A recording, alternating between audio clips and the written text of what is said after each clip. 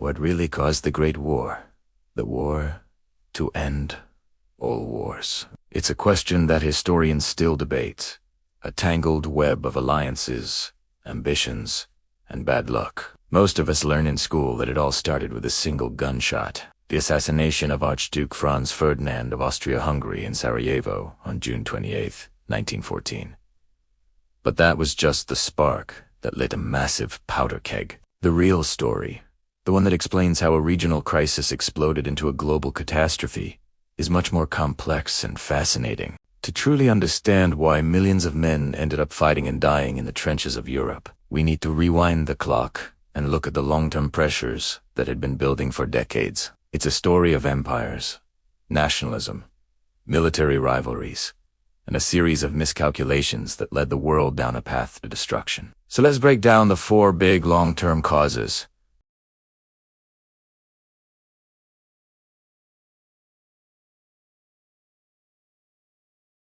First, let's talk about militarism. In the late 19th and early 20th centuries, Europe was caught in a massive arms race. Countries like Britain and Germany were in a fierce competition to build the most powerful navy. Britain, an island nation with a vast overseas empire, depended on its royal navy for security and trade. When Germany started rapidly expanding its own fleet, Britain saw it as a direct threat. This naval race was incredibly expensive and created a huge amount of tension and suspicion between the two powers. On land, it was a similar story. Germany and France, longtime rivals, were constantly trying to outdo each other in army size and technology. They poured money into new weapons, expanded their armies through conscription, and developed intricate war plans. The most famous of these was Germany's Schlieffen Plan, a detailed strategy for a two-front war against both France and Russia. The problem with all this military buildup is that it creates a use-it-or-lose-it mentality. When you have a giant, expensive army, there's a strong temptation to use it to solve political problems.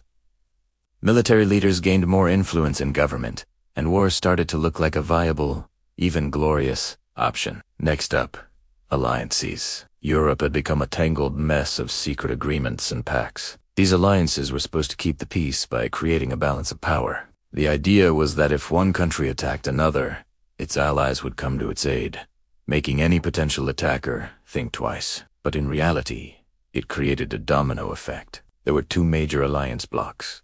On one side, you had the Triple Alliance, which consisted of Germany, Austria-Hungary, and Italy. On the other side was the Triple Entente, an understanding between France, Russia, and Great Britain. So, when the crisis in the Balkans kicked off between Austria-Hungary and Serbia, it wasn't just a local dispute. Austria-Hungary knew it had the mighty German army backing it up.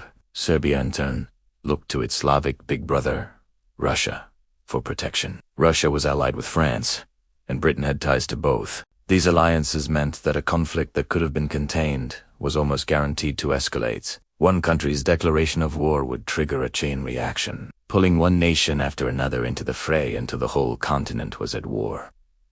It was a tripwire system for a world war. The third major cause is imperialism. This was the age of empires. European powers like Britain, France, Germany, and others were scrambling to colonize vast territories in Africa and Asia. They were competing for resources, new markets for their goods, and, just as importantly, for national prestige. The more colonies you had, the more powerful your empire was seen to be. This scramble for Africa and competition in Asia led to numerous clashes and near wars between the European powers. For example, Germany felt it had been left behind in the race for colonies, and was determined to claim its place in the sun. This ambition often brought it into conflict with Britain and France, who already controlled huge empires. The tensions created overseas spilled back into Europe. The quest for empire fueled the arms race and deepened the rivalries between nations. Each country saw the others as competitors in a zero-sum game for global dominance. And finally, perhaps the most powerful and emotional force of all, nationalism. Nationalism is the belief that your own country is superior to others, and it also involves the desire for people of a common culture and language to have their own independent nation.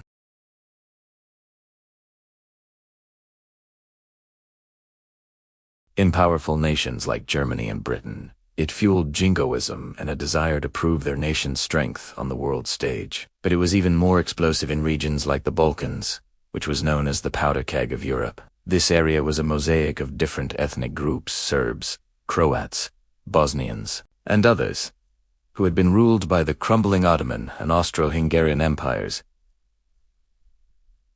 For centuries, groups like the Serbs dreamed of creating a greater Serbia, a unified state for all South Slavic peoples. This directly threatened the integrity of the multi-ethnic Austro-Hungarian Empire, which had a large Slavic population. It was this fiery Serbian nationalism that motivated Gavrilo Princip, the young assassin who killed Archduke Franz Ferdinand. He was part of a nationalist group called the Black Hand, and they believed that by killing the heir to the Austro-Hungarian throne, they could strike a blow for Serbian independence. So, you have these four long-term causes: alliances, imperialism, and nationalism, all simmering for years. They created a Europe that was paranoid, heavily armed, and divided into two hostile camps. All it needed was a spark. That spark came on June 28, 1914, in Sarajevo. The assassination of Archduke Franz Ferdinand gave Austria-Hungary the excuse it had been looking for to crush Serbian nationalism once and for all.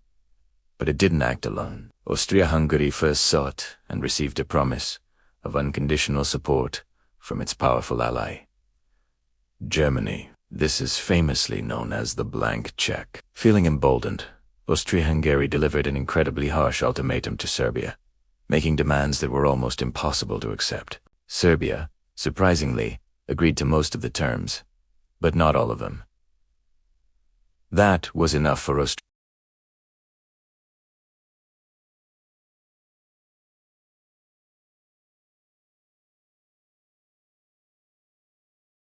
Russia, seeing itself as the protector of the Serbs, began to mobilize its massive army to support them. Germany saw Russian mobilization as a direct threat and demanded they stop.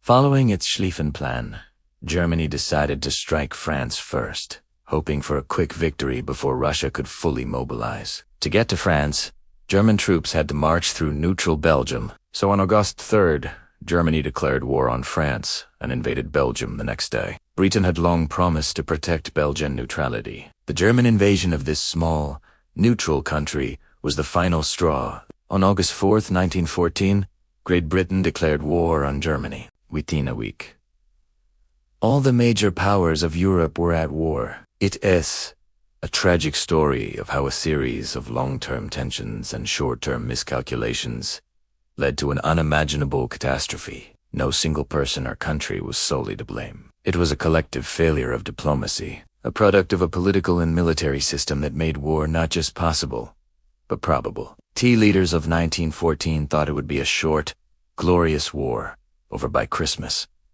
They couldn't have been more wrong.